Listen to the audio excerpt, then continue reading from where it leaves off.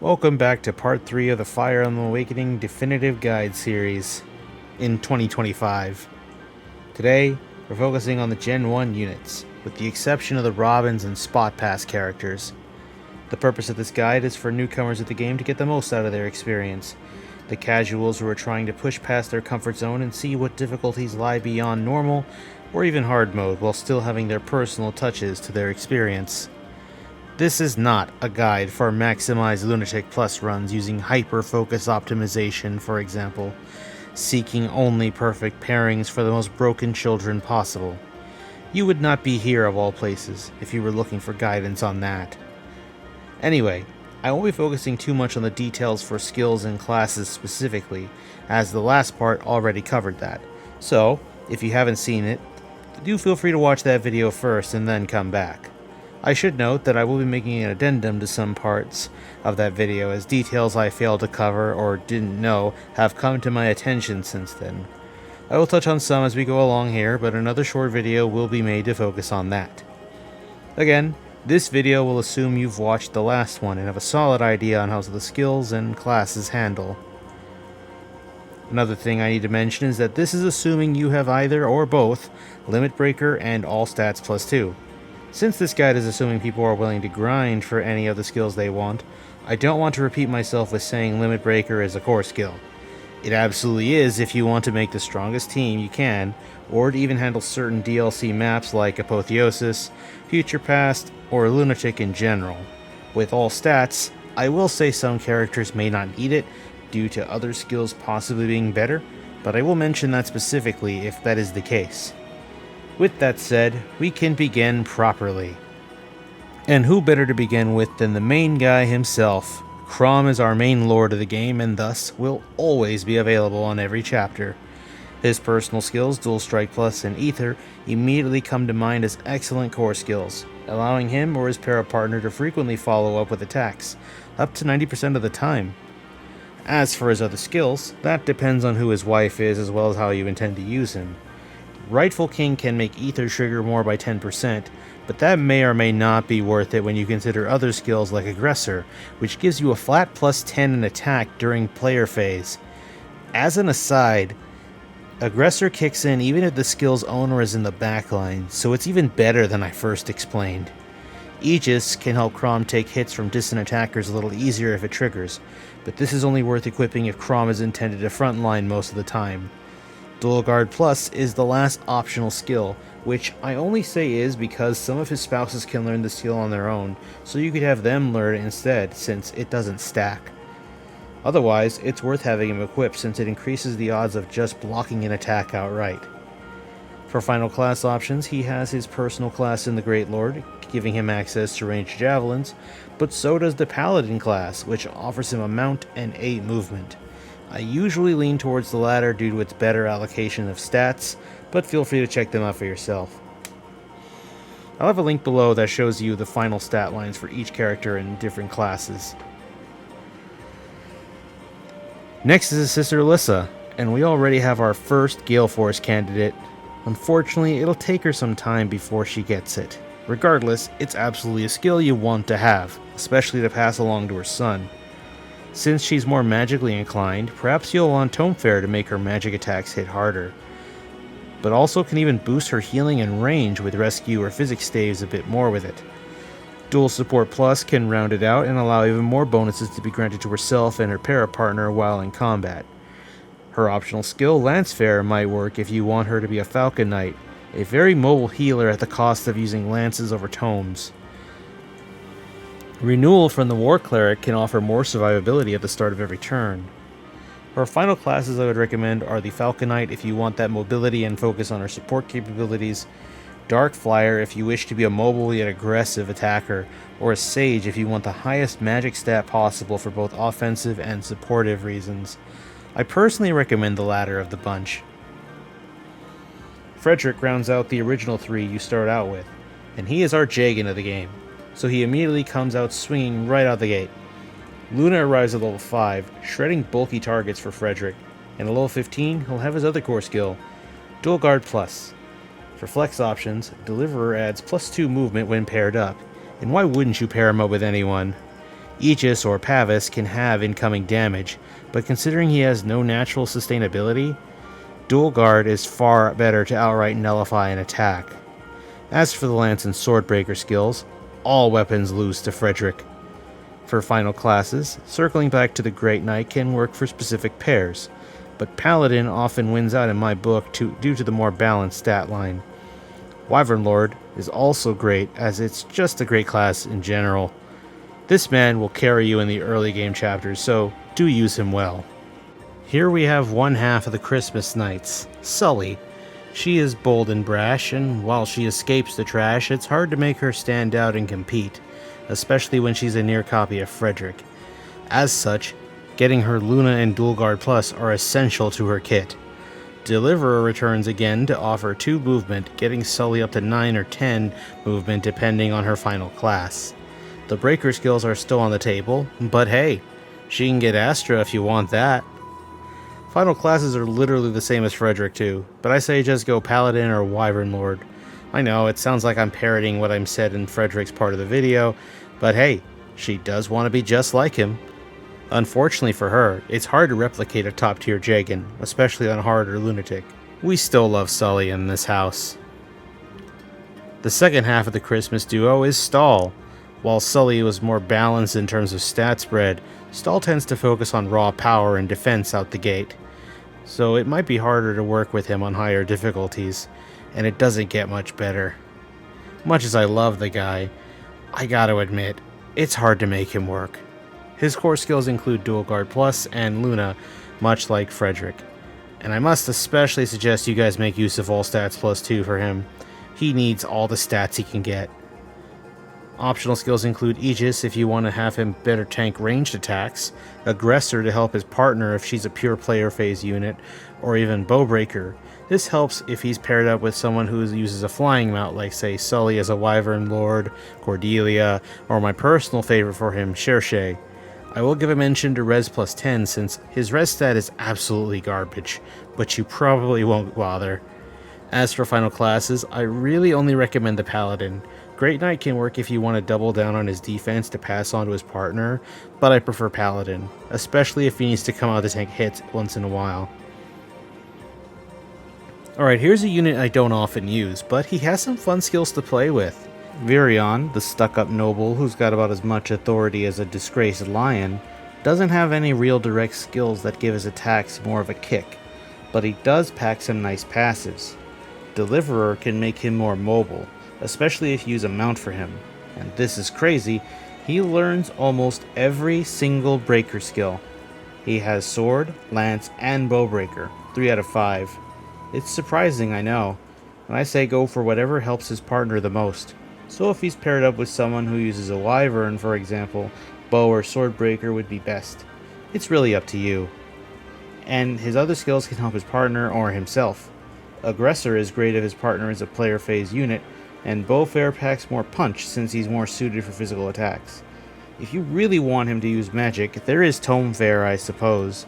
For final classes, I recommend Wyvern Lord, Bow Knight if you intend to have him move around the board, Dread Fighter if you want him to use magic, and Sniper if he's gonna backline a lot. That way, he could safely pick off enemies and finish them off after his partner strikes first. I would prefer this or the Bow Knight if you want to keep him as a bow main. Enter the Vaike! This loudmouth may not get tenure on everyone's team. He does have some solid qualities to his name. He's our first character who can sustain himself with soul, and if you want to help with both his hit and avoid, Lucky 7 is great if you're trying to clear maps really quick, as it is a better alternative to something like Slow Burn. He too would benefit from having extra stats via All Stats plus 2. You can double down on his axe tendencies with Axe Fair, or perhaps take a specific role of targeting other axe users with Axe Breaker. Aggressor also works well for him, alongside any other units he could pair up with who fits as a player face attacker. He's very ideal for an attack first kind of unit, so naturally a class like Hero works best for him. Dreadfighter can work too, but I'd rather focus on his physical attack. You should as well. From one end to the opposite, Miriel is anything but a physical attacker. With that said, she's quite underrated as she has just about all the skills she needs to thrive in different roles. While she doesn't get Gale Force, she does get Dual Support Plus for additional buffs. Tome Fair and Tome Breaker are essential for making her a great magical attacker and an anti-magic unit, and she still has great flex options for skills. Vengeance can work if you intend to have her hit hard with a risky playstyle, or if you wish to make her a Dark Mage and use Nosferatu. Renewal offers fixed sustainability. Life Taker can also do this, but only if you one-round a healthy opponent, which may not work unless you're being a can opener against generals. For classes, it's a tough choice between Sage and Sorceress. The latter provides access to Nosferatu, but you're only an attacker. A Sage has staves, so you can use things like Fortify, Rescue, among the others. Really, it's whatever you feel your team needs. Personally, I lean towards the Sage. Here's a unit with history and reputation amongst the fanbase. Sumia is our first Pegasus Knight, and you know what that means. Gale Force, baby. Yup, she's the unit with the easiest access to the skill. You may get her early in Chapter 3, so all you need is a Master Seal to get her to the Dark Flyer class. Now, I should note, she is a common pair-up with Chrom, so Dual Guard Plus is a core skill depending on which one of the two has it equipped. So just keep that in mind. It's a great skill to have. Luna is her main attack skill, shredding bulky targets with ease. Her flex options include Renewal for sustained healing each turn. Aegis can help trade blows with other range attackers like, say, mages, and depending on her final class, you might either want Tome Fair or Lance Fair to focus on a particular attacking style. Naturally, her two choices here are the Dark Flyer for a pure attacker with magic attacks, an easy 1-2 range access, or the Falcon Knight for an attack support hybrid. With access to staves like Rescue, she is sure to make for a very mobile support that can go fight back if you go that route. Go with whichever helps your squad more. I almost forgot about this one. Kellam is no stranger to being hard to notice, but it is difficult to find really good skills that make him into a great unit. That said, he has the stuff he needs to keep his allies safe. Pavis lets him tank melee attacks better, Luna is his only attacking skill option, and Dual Guard Plus can make it more likely to deny an incoming attack. His other class options, while funny and lore-friendly for Kellam, don't really help him that much, so definitely add that All Stats plus 2 to help him out as best you can. As for flex options, Acrobat can help him ignore terrain, but you'd probably rather pair him with someone who's got more movement to begin with. Miracle if you want to meme it up, but don't actually. Renewal can help with sustainability, however, actually slot that over Pavis now that I think about it, but you do you. As for classes, you can have him finish as a Great Knight to have a respectable 7 movement and complete Weapon Triangle Mastery. The alternative option is to double down on his bulk and to give him more defense for his allies with the general class. I lean towards the former, however. Now from one forgotten character to one many cannot forget about. We got Lon'qu, the resident Myrmidon of the Shepherds. He is a prime example of a player phase unit, and his skill options reflect this. Off the bat, Aggressor fits him like a glove, so if you have access to the skill, take it. Astra is his bread and butter attacking skill. Now these I labeled flex since they're all very good and can work well with whoever he's paired up with. Deliverer can make him much more mobile on the map, even if he's an infantry unit. Sword and Lancebreaker can make him counter certain enemies and thus even harder to hit. And Lucky 7 if you wish to add even more hit and avoid for those maps you want to blaze through. Swordfair adds more power to his strikes, so consider this if you finish him in a class that has swords in his repertoire. His final class options are very diverse. The Swordmaster is his most popular build, but don't sleep on the Assassin, as bows are just as great of a weapon, especially if he's the paired up unit behind his partner. The Dreadfighter can make him into a true Swiss army knife of a unit, so if you don't mind mediocre magic, you can make it work. And lastly, the goated Wyvern Lord strikes again as another class recommendation, and spoiler alert, this still isn't the last you've heard of it. If you thought Lon'qu was popular, Gaius is actually the most popular man from the men in the Gen 1 lineup after Chrom.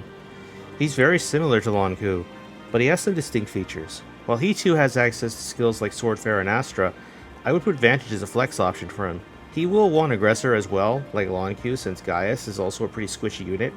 Instead of Astra, I'd give him Soul, as this gives him a chance to heal himself during combat. Now for his remaining flex slots, I'd consider Lucky 7 to make him even harder to hit, Acrobat if you need to cut through some rough terrain like dense forests, and Lock Touch for only clearing maps with locked chests and doors. One more shout out to Axebreaker, making Gaius great for clearing berserkers and some warriors. For final class options, I'd recommend the Assassin if you wish to make him evasive and hard hitting, but if Gaius is going to be frontlining, then maybe the Hero class can work with him. The Dread Fighter also works similarly to the Assassin, but the magic stat won't be all that good. I'd like to stick with the first two classes, to be honest. Now we have a very special unit. We have our first Tagwell unit, Panne, and if she doesn't get paired off, she's your only one. Now, I'll be honest, she isn't a very good unit, and most would say you should finish her as a Wyvern Lord, and I'm now one of them. But I know she has her fans, and I'll look out for you guys since I know you're out there. So, I'll give you two builds for those Panne enjoyers. One with her finishing as a Wyvern Lord, and the other as a traditional Tagwell. Now, regardless of her build, I would heavily consider Deliverer and Lucky 7 to be her core skills, so just remember those, and her flex slots are Lancebreaker, which I would use more on the Tagwell build for the rare Beast Killer wielders, and to bully Paladins and Great Knights with the Beast Bane skill, making you a walking Beast Killer as long as you're in the Tagwell class. It's very niche, but you can make it work.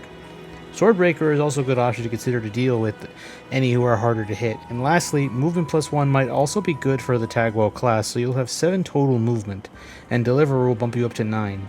However, you'd have to sacrifice either All Stats 2 or Beastbane. So, for example, as a Wyvern Lord, you could finish with Deliverer, Lucky 7, All Stats +2, Movement +1, or a Breaker skill of your choice. For the Tagwell class, I'd go with the same first 3 skills, and Beastbane if you want Panne to be a horse targeting unit. Feel free to experiment and let me know what works for you. Here comes our second mage, Ricken, and here's a fun fact. His alternate class options are exactly as Chrom's, who he idolizes and respects. While I love lore-influenced in-game options, it makes it harder to make Ricken into a great unit, like his counterpart Miriel. With that said, he does have some tools that make him differ from her in a good way. For now, we'll get the obvious Tome Fair out of the way as the extra power helps, and in turn helps his support capabilities if you finish as a Sage. Unlike Miriel, he has access to an attacking skill, Luna, so even bulkier Dark Mages will have trouble taking hits from him. The coveted Dual Guard Plus rounds out his core set, with the now overstated fact he can help block attacks easier. His flex options are somewhat interesting. Life Taker is his only real healing option, but I personally find Bowbreaker very interesting. Snipers are relentless on harder difficulties, so having a chance to make their day a little more difficult is worthy enough to consider in my book. With that said, if they hit Ricken, it's going to hurt, so just be mindful of that if you want this on him. Finally, Aggressor can help if he's paired up with a more player-phased minded partner. By and far, the Sage is the best class to finish up as, so you'll likely want to circle back to this after getting Tome Fair earlier. The only alternatives worth considering are the Dark Knight for its mobility on the map due to having a mount, and the Dread Fighter for mixed combat. But again, the Sage is many times out of 10 the better way forward. Despite what you might think at first, Maribelle is also an excellent healer besides Lissa. If anything, she might even be easier to build once you get her going, especially when you realize her kit is very straightforward.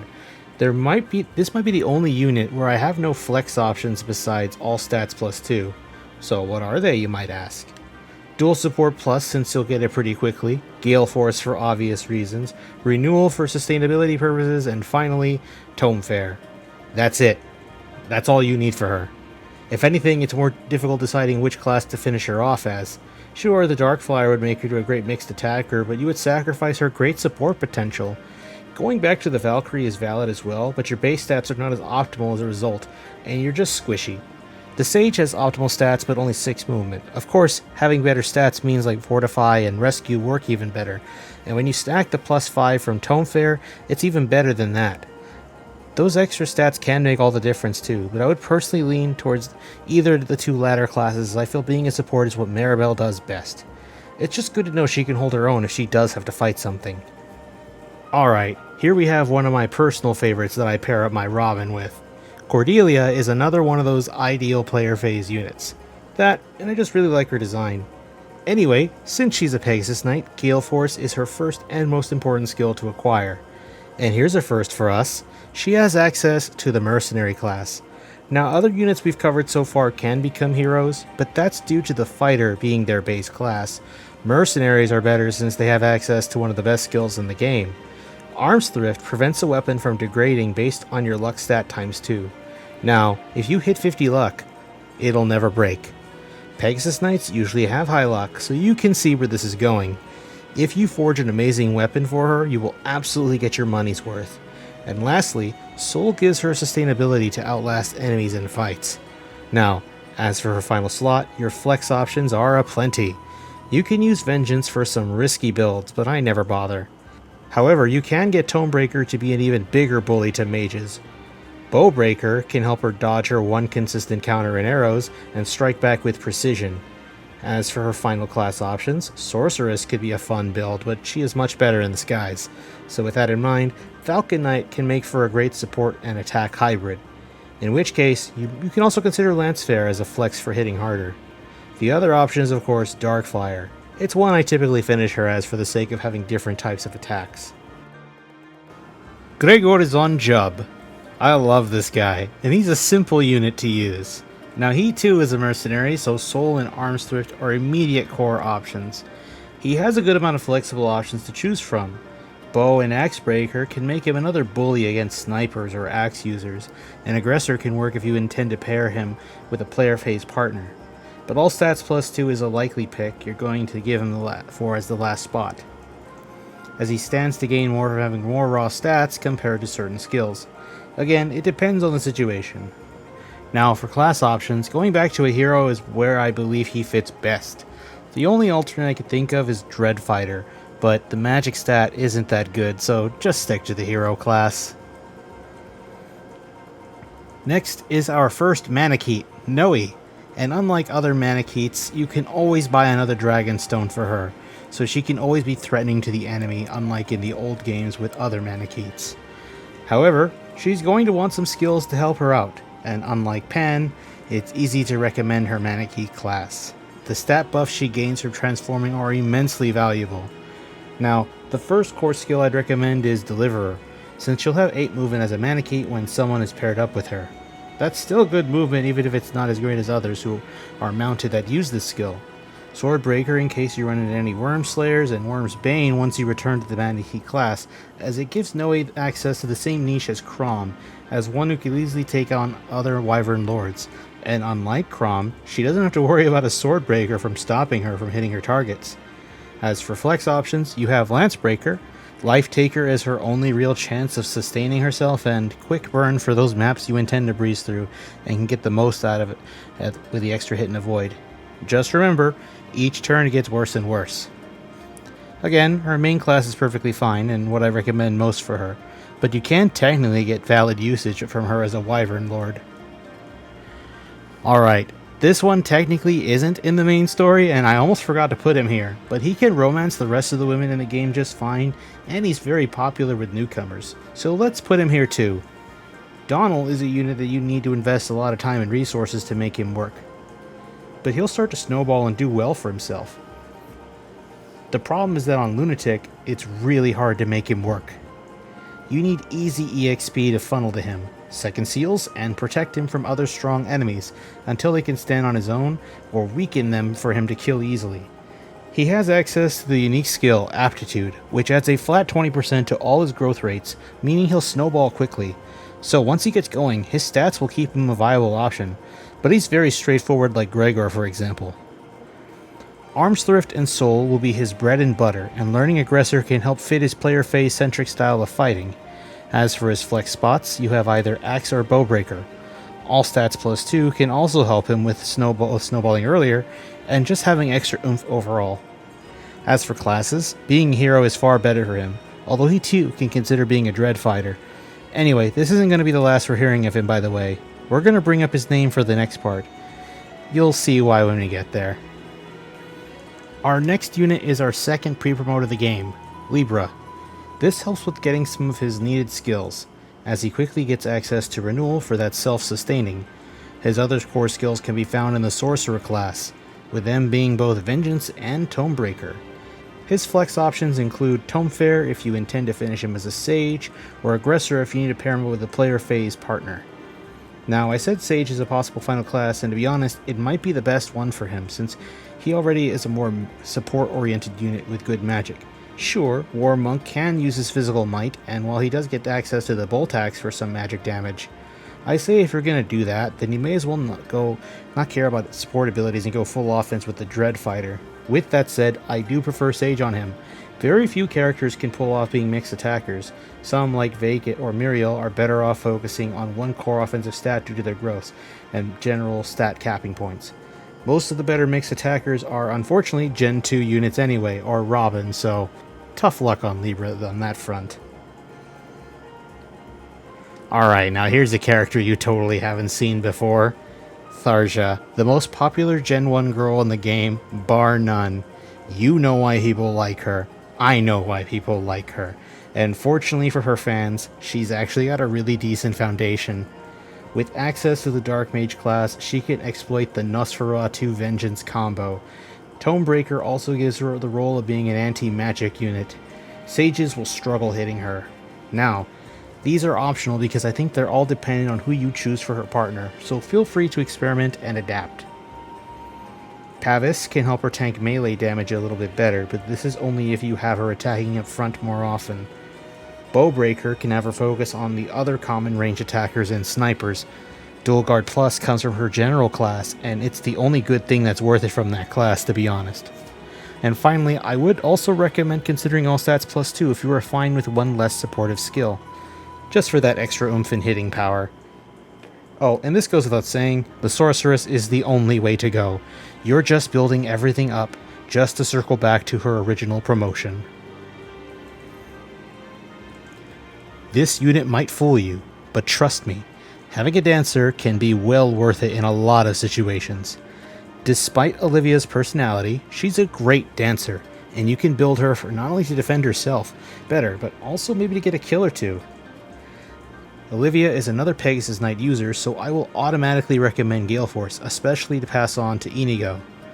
If you finish her as a dancer, Special Dance will grant extra stats to allies upon their refresh.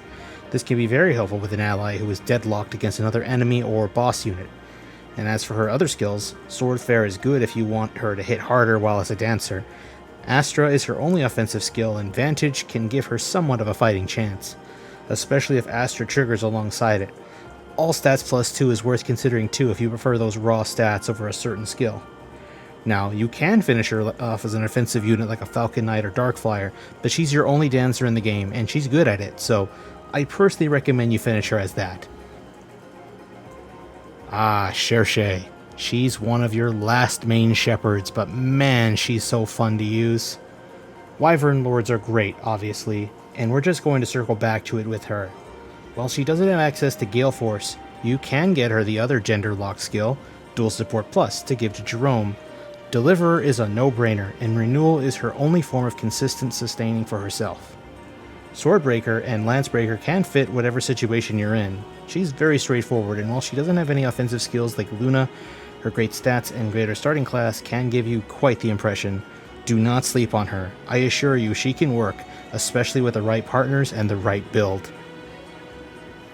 And now, to round out the Gen 1 cast, we have the final main unit who is in the general pool. Henry. A group of crows is called a murder, and that's also going to be the fate of his opponents, by both his dumb puns and his dark magic. Tomebreaker is an obvious choice for him to have, dealing with mages easier than others.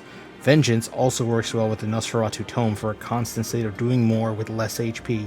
Just be wary, of course. Aggressor pairs well with an offensive style, especially if he's paired up with another player-face partner. Now, for his optional skills, Wrath can synergize with the Vengeance style, but he doesn't have Vantage, so it's far too dangerous to run this as an enemy-face style of play, especially on Lunatic. It's practically assuring his death. Lucky 7 can also get some use out of him for those shorter maps. The Dark Mage with better Avoid is always a good thing, given they prefer to tank hits rather than to dodge them.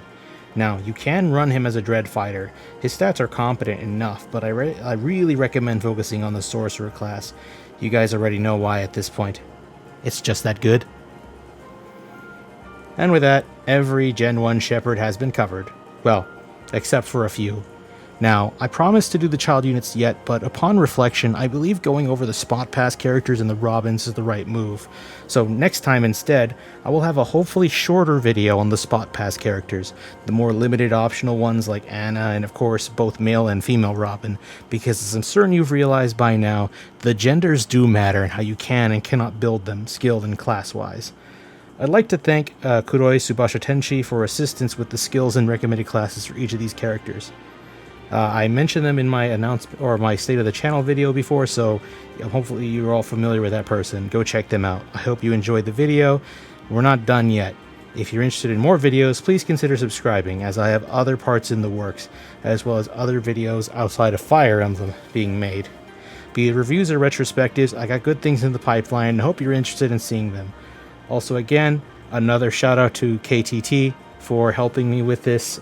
And I'm going to be having their help again. Again, I'll have a link to their Twitch channel in the description below. And well, till next time, hopefully it won't be as long as the wait between this and the last video. Well, I'll see you guys then.